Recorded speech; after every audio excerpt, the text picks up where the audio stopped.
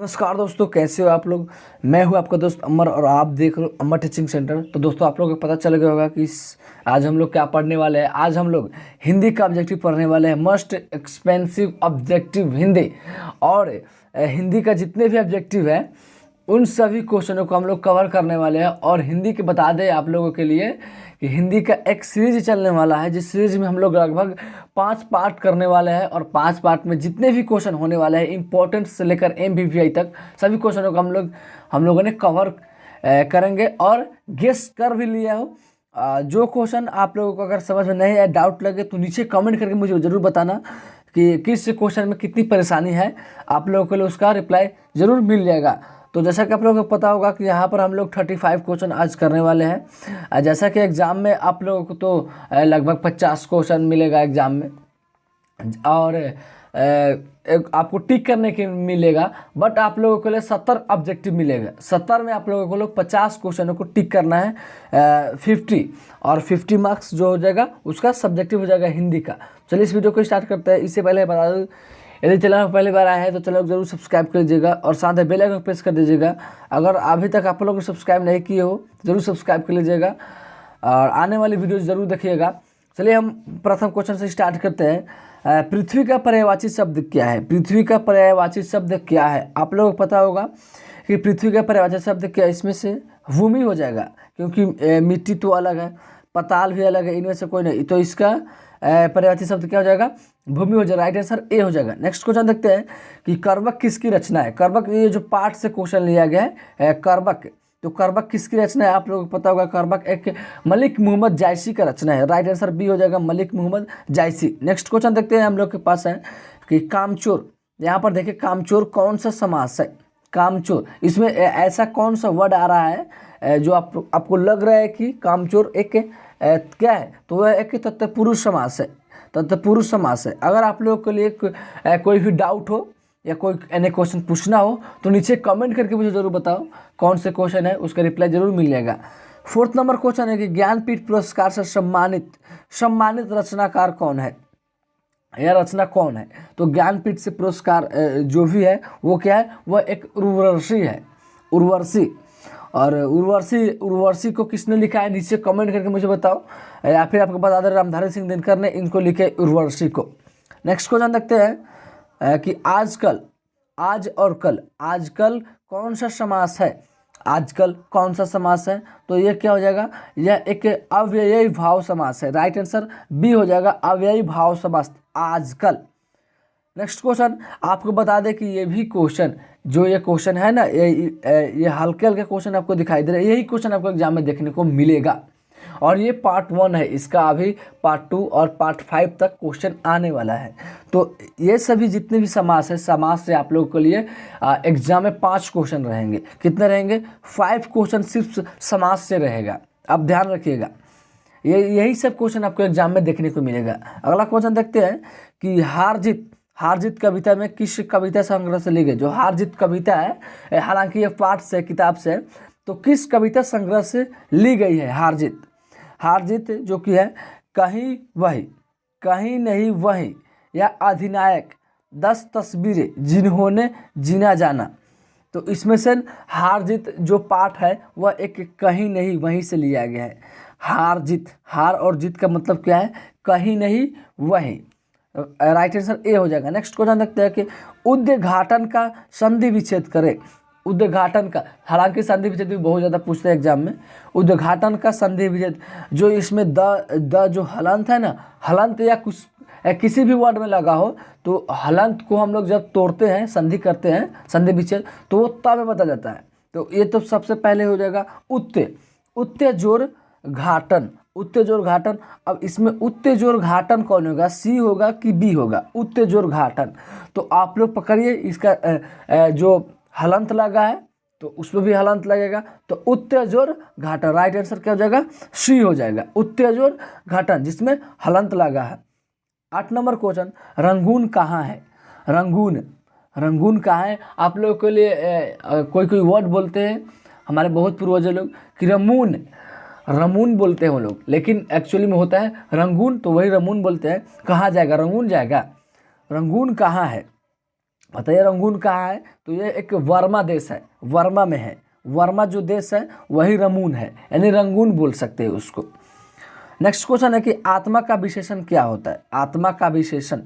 हाँ, ये सभी क्वेश्चन जो ग्रामर से है, व्याकरण से, यही सभी क्वेश्चन विशेषण, सर्वनाम, समास, संज्ञा और संधि विच्छेद, संधि विच्छेद जो होता है और समास और जो विशेषण, यही सब क्वेश्चन ज़्यादा पूछता है एग्जाम में। अगर विशेषण की बात की जाए तो कैसे पता चलेगा कि ये विशेषण क्या है, तो यहाँ पर देखिए आत्मा का विशेषण क्या है। अगर आत्मा हो तो उसके अगर हम लोग विशेषण निकालेंगे तो उसको हम लोग एक रूप में बदल देंगे, थोड़ा उसको तोड़कर एक अच्छे ढाल में बना देंगे, तो आत्मा का आत्मिक, आत्मा का क्या हो जाएगा, आत्मिक हो जाएगा विशेषण, आत्मा का आत्मिक हो जाएगा। जैसे कि अब बहुत सारे ऐसे विशेषण मिलेंगे जो आपको, तो वो सभी विशेषणों को भी आप तोड़कर उसको अच्छे तरह से सजाएंगे, उसको ढाल कर, तो वही एक विशेषण हो जाता है, जैसे आत्मा का आत्मिक। नेक्स्ट क्वेश्चन देखते हैं कि मालती के पति का नाम क्या था। ये किताब से क्वेश्चन है कि मालती के पति का क्या नाम था, तो मालती के पति का नाम था महेश्वर। क्या था, महेश्वर। राइट आंसर सी हो जाएगा, मालती के पति का नाम क्या था, Maheshwar. 11 number question, must highlight question कि बातचीत शीर्षक रचनाकार कौन है। फर्स्ट चैप्टर है बातचीत, तो बातचीत जो कलाकार इनके कौन है, नीचे कमेंट करके मुझे बताओ। और ये हल्का क्वेश्चन भी है, हालांकि नीचे कमेंट करके मुझे बताओ कि 11 का आंसर क्या हो जाएगा। सिर्फ 11 आंसर लिख कर बता दीजिए क्या हो जाएगा इसका। नेक्स्ट क्वेश्चन देखते हैं कि उषा, उषा शीर्षक कविता का रचयिता कौन है। यह भी हालांकि हल्का क्वेश्चन है, ये भी किताब से। तो उषा का है Shamsher Bahadur Singh. Right answer D हो जाएगा, शमशेर बहादुर सिंह। नेक्स्ट क्वेश्चन देखते हैं अर्धनारीश्वर शीर्षक के रचनाकार कौन है। अर्धनारीश्वर, नीचे कमेंट करके मुझे बताओ आप लोग कि इसका आंसर क्या हो जाएगा। हालांकि ये सभी क्वेश्चन बहुत हल्का क्वेश्चन है, आप लोग बता देंगे, मुझे विश्वास है कि अर्धनारीश्वर शीर्षक रचनाकार कौन है। नेक्स्ट क्वेश्चन देखते हैं कि प्रेम के पीर के कवि कौन है। हालांकि प्रेम के पीर के कवि इसके पिछले साल पूछा गया था क्वेश्चन, हालांकि हो सकता है इस बार दे दे। तो 14 के यानी प्रेम के पीर के कवि कौन है, तो इसका जायसी हो जाएगा, जायसी। राइट आंसर ए हो जाएगा, जायसी। अगला क्वेश्चन देखते हैं कि रोज शीर्षक कहानी के लेखक कौन है।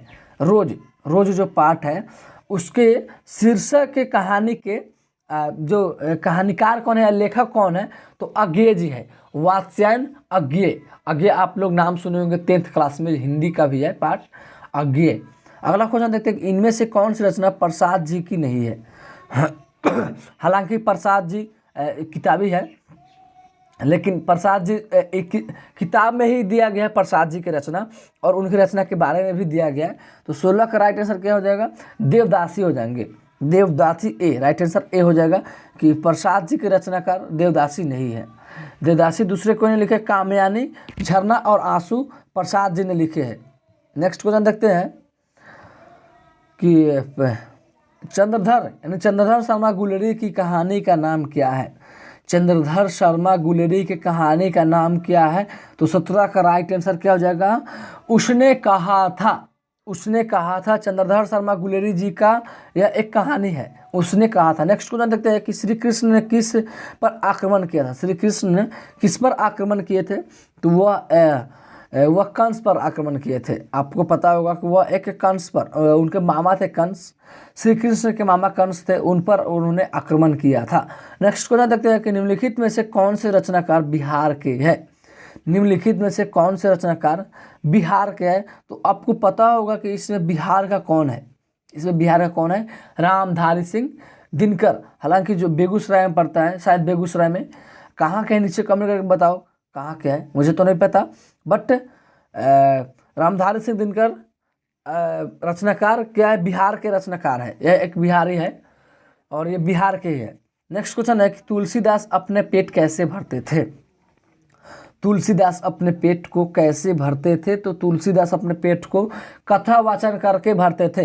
कथा वाचन करते थे तो उनसे कुछ उनको दान मिलता था, अन्न पानी, तो उससे उन्होंने अपने पेट को चलाते थे। अगला क्वेश्चन है हमारे पास कि शिक्षा, शिक्षा के शीर्षक निबंध के निबंधकार कौन है।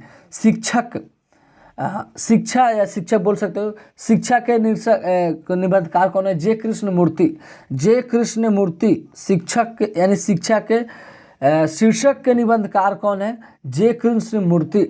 और ये भी आप लोग याद कर लीजिएगा कि शिक्षा आपको पूछेगा कि शिक्षा क्या है, शीर्षक इसका क्या है, तो निबंध है, कहानी है, या कुछ और देगा ऑप्शन में। तो शिक्षा एक निबंध है।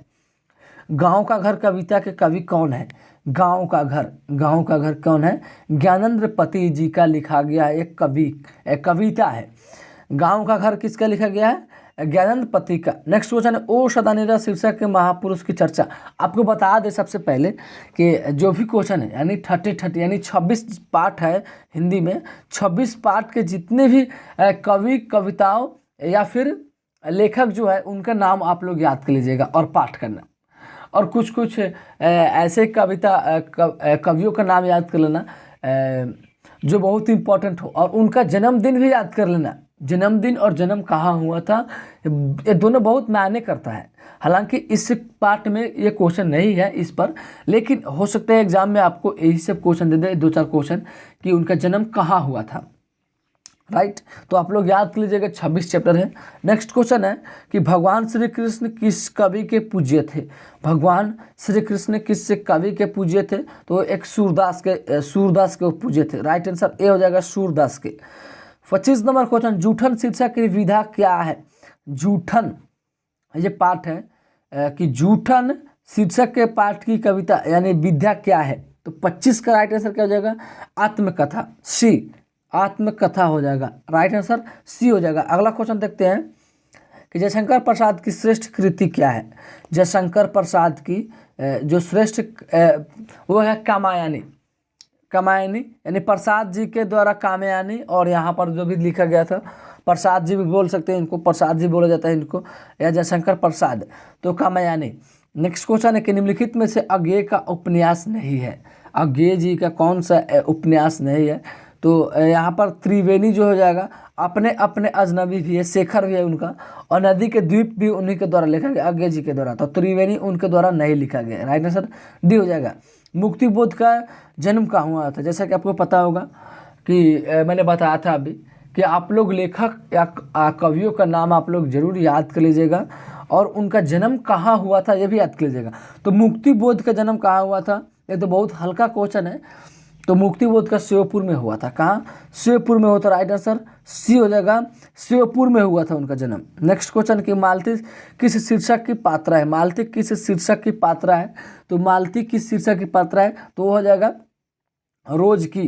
रोज जो कहानी है रोज अज्ञेय जी के द्वारा लिखा गया है, तो मालती रोज का जो शीर्षक पात्रा है उसी का है। किसके? रोज कहानी के रोज कहानी जो है उसी में मालती का एक रोल है। अगला क्वेश्चन देखते हैं कि सुभद्रा कुमारी चौहान की मृत्यु का कारण क्या है? तो इसका राइट आंसर क्या हो जाएगा? उनके कार दुर्घटना, वो कहीं जा रही थी, ट्रेवल कर रही थी, तो कार एक्सीडेंट में उनकी मृत्यु हो गई। सुभद्रा कुमारी चौहान की मृत्यु होने का कारण क्या है? कार यानी कार एक्सीडेंट बोल सकते हो। नेक्स्ट क्वेश्चन कि रजनीश का संधि विच्छेद कीजिए। यहाँ पर देखिए ये तीनों क्वेश्चन सिर्फ संधि विच्छेद करने के लिए ही बोला जा रहा है, तो आप लोग संधि विच्छेद, समास और विशेषण याद कर लीजिएगा। रजनीश का संधि विच्छेद क्या होगा? इसके बाद रजनी जोड़ बड़ी ई और तुलाबे स। रजनी जोड़ और रजनी में क्या हो जाएगा? नी में, तो नी में दीर्घिन हो जाएगा, यानी रजनी जोड़ इस, रजनीश, रजनी जोड़ इस। यहाँ पर देखिए रजनीश, तो रजनी जोड़ इस, रजनीश। नेक्स्ट क्वेश्चन है कि पावन का संधि विच्छेद क्या हो जाएगा? पावन का संधि विच्छेद क्या हो जाएगा? तो पौ जोड़ अन, पवन। यहाँ पर देखिए यह एक यहाँ हलंत है, पाई दिया गया है यहाँ पर पावन पर, तो पाई के बराबर पौ हो जाएगा, और वन का तो पौ यानी पावन, तो अन आ रहा है लास्ट में, तो इसलिए हो जाएगा हलंत का एक पौ और अन, पौवन। राइट आंसर सी हो जाएगा, पौ जोड़ अन। सत्कार का संधि विच्छेद कीजिए।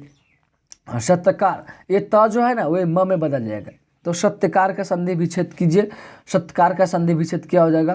तो इसका राइट आंसर हो जाएगा सत्य जोड़ कार, यानी हलंत लग जाएगा, सत्य जोड़ कार हो जाएगा, सत्य जोड़ कार यानी सत्कार। नेक्स्ट क्वेश्चन देखते हैं कि विद्यालय का संधि विच्छेद क्या हो जाएगा? तो विद्या जोड़ आलय, राइट आंसर ए हो जाएगा, विद्या जोड़ आलय। इसका आंसर आप लोग नीचे कमेंट करके बताओ, सम जोड़ कार होगा या फिर सत्य जोड़ कार होगा? सत्कार का नीचे कमेंट करके बताओ। दिनेश का संधि विच्छेद क्या हो जाएगा? दिनेश का संधि विच्छेद क्या हो जाएगा? तो दिनेश का संधि विच्छेद क्या हो जाएगा? इसका हो जाएगा दिन, यानी दिन जोड़ बड़ी ई और तालाब इस, दिन जोड़ इस, दिन जोड़ इस, राइट आंसर ए हो जाएगा। दिन जोड़ इस दिनेश, दिन जोड़ इस। आगमन में कौन सा उपसर्ग है? तो उपसर्ग और प्रत्यय में बात की जाए तो देखिए यहाँ पर उपसर्ग जो होता है ना वो पहले आता है, वर्ड के पहले जो सबसे पहले वर्ड आता है वो उपसर्ग होता है। प्रत्यय जो लास्ट वाला वर्ड आता है वो प्रत्यय होता है। तो यहाँ पर आगमन में कौन सा उपसर्ग है? तो सबसे पहले देखिए उपसर्ग यानी उप, यानी पहले आ रहा है, तो पहले आए तो आगमन में क्या हो जाएगा? आ हो जाएगा या आग हो सकता है, ऑप्शन से पकड़ सकते हो। तो 36 का आंसर क्या हो जाएगा? आ हो जाएगा, यानी इसमें देखिए आगमन में पहले आ है तो क्या हो जाएगा? आ। अगर आपको प्रत्यय पूछे तो इसमें मन हो जाता है। यहाँ पर देखिए, यहाँ पर अगर प्रत्यय पूछता है तो मन हो जाता है। तो इसलिए अगर उपसर्ग पूछे तो पहला वर्ड और प्रत्यय पूछे तो लास्ट वाला वर्ड। लास्ट क्वेश्चन, पूर्णिमा में कौन सा प्रत्यय है? पूर्णिमा, यहाँ पर देखिए प्रत्यय भी दे दिया गया तो पूर्णिमा, ईमा आ रहा है लास्ट में। तो यहाँ पर देखिए 37 का क्या हो जाएगा? ईमा, यानी राइट आंसर ए हो जाएगा पूर्णिमा। पूर्णिमा, ईमा आ रहा है, ईमा आ रहा है तो ये हो जाएगा राइट आंसर ए हो जाएगा। और प्रत्यय पूछा है तो प्रत्यय लास्ट वाला हो जाएगा और उपसर्ग, उपसर्ग यानी पहले। आई होप आप लोग को वीडियो ये पसंद आएगा तो हमेशा से लाइक कर दीजिए और ऐसा वीडियो देखने के लिए हमारे चैनल को जरूर सब्सक्राइब कर लीजिएगा। अभी तक सब्सक्राइब नहीं किया तो प्लीज़ सब्सक्राइब कर लो। हम आपके साथ जुड़े रहेंगे अंत तक और अपने दोस्तों के साथ जरूर शेयर करें फेसबुक ग्रुप में भी। और जो बच्चे इसको अंत तक देखते हैं उसके लिए बहुत बहुत धन्यवाद कि आपने हमारे इस वीडियो को अंत तक देखें। तो चलिए मिलते हैं नेक्स्ट वीडियो में, तब तक के लिए इस वीडियो को इतना फैला दो ताकि सभी बच्चे इस क्वेश्चन को पढ़ ले। मिलते हैं नेक्स्ट वीडियो में, तब तक के लिए बाय।